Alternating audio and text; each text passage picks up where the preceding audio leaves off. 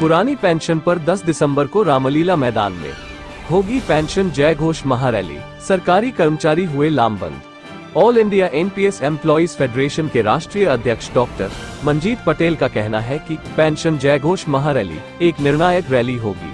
अगर उस समय तक केंद्र सरकार पुरानी पेंशन बहाल नहीं करती है तो उस रैली में अनिश्चितकालीन हड़ताल की घोषणा की जाएगी।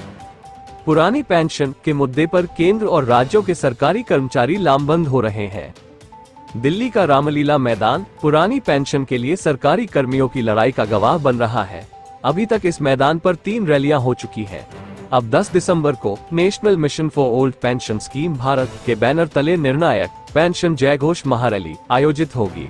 All India NPS employees federation के राष्ट्रीय अध्यक्ष डॉक्टर मंजीत पटेल का कहना है कि पेंशन जय घोष महारैली एक निर्णायक रैली होगी। अगर उस समय तक केंद्र सरकार पुरानी पेंशन बहाल नहीं करती है तो उस रैली में अनिश्चितकालीन हड़ताल की घोषणा की जाएगी। अभी तक हुई हैं 3 रैलियां।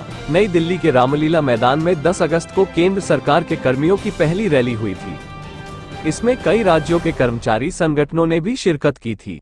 ओपीएस के लिए गठित national joint council of action (NJCA) की संचालन समिति के राष्ट्रीय संयोजक एवं स्टाफ साइट की राष्ट्रीय परिषद (JCM) के सचिव शिव गोपाल मिश्रा ने रैली में कहा था, लोकसभा चुनाव से पहले पुरानी पेंशन लागू नहीं होती है तो भाजपा को उसका खामियाजा भुगतना पड़ेगा। कर्मियों, पेंशनरों और उनके रिश्तेदारों को मिलाकर यह संख्या 10 करोड़ के पार चली जाती है। चुनाव में बड़ा उलटफेर करने के लिए ये संख्या निर्णायक है। इसके बाद 1 अक्टूबर को रामलीला मैदान में ही पेंशन शंखनाद महारैली आयोजित की गई। इसका आयोजन national movement for old pension scheme (NMOPS) के बैनर तले हुआ था। NMOPS के अध्यक्ष विजय कुमार बंधु ने कहा था, पुरानी पेंशन कर्मियों का अधिकार है, वे इसे लेकर ही रहेंगे।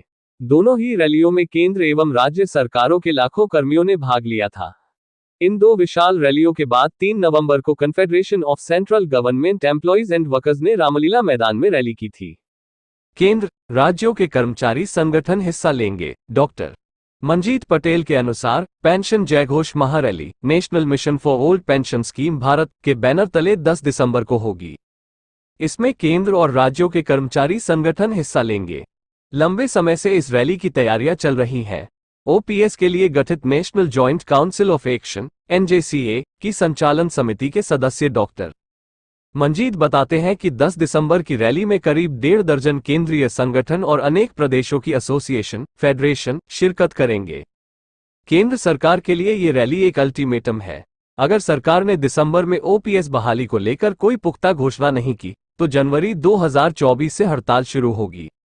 केंद्र सरकार की तरफ से जुलाई में all India NPS employees federation से सुझाव मांगे गए थे। सरकार को लिखित में सुझाव दिए गए। उसके बाद सरकार की तरफ से कुछ नहीं बताया गया।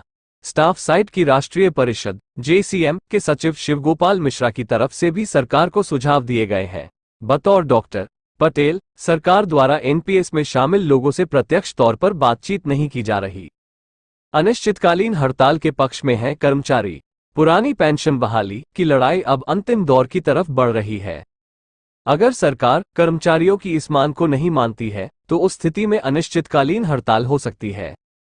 कितने कर्मचारी अनिश्चितकालीन हड़ताल के पक्ष में हैं, ये पता लगाने के लिए केंद्र सरकार में 2 बड़े विभाग, रेलवे और रक्षा विभाग सिविल में स्ट्राइक बैलेट यानी मतदान कराया गया था। ओपीएस के लिए गठित national joint council of action (NJCA) की संचालन समिति के राष्ट्रीय संयोजक एवं स्टाफ साइट की राष्ट्रीय परिषद (JCM) के सचिव शिव गोपाल मिश्रा ने कहा, अब स्ट्राइक बैलेट का नतीजा आ गया है। रेलवे के 11 लाख कर्मियों में से 96% कर्मचारी ओपीएस लागू न करने की स्थिति में अनिश्चितकालीन हड़ताल पर जाने के लिए तैयार हैं। इसके अलावा रक्षा विभाग सिविल के 4 लाख कर्मियों में से 97% कर्मी हड़ताल के पक्ष में है। यह मतदान पूरी तरह निष्पक्ष तरीके से हुआ है।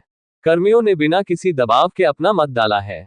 अब जॉइंट फोरम की बैठक में अनिश्चितकालीन हड़ताल पर जाने के लिए निर्धारित तिथि की घोषणा की जाएगी। अभी के लिए बस इतना ही। आगे भी ऐसे ही अपडेट आपको देते रहेंगे। आपको भी पाने के लिए हमारे YouTube चैनल अमेजिंग न्यूज को सब्सक्राइब करें और बेल आइकन पर क्लिक करें ताकि हमारे वीडियो आप तक सबसे पहले पहुंचे। जल्दी मिलते हैं नए वीडियो के साथ, तब तक के लिए नमस्कार।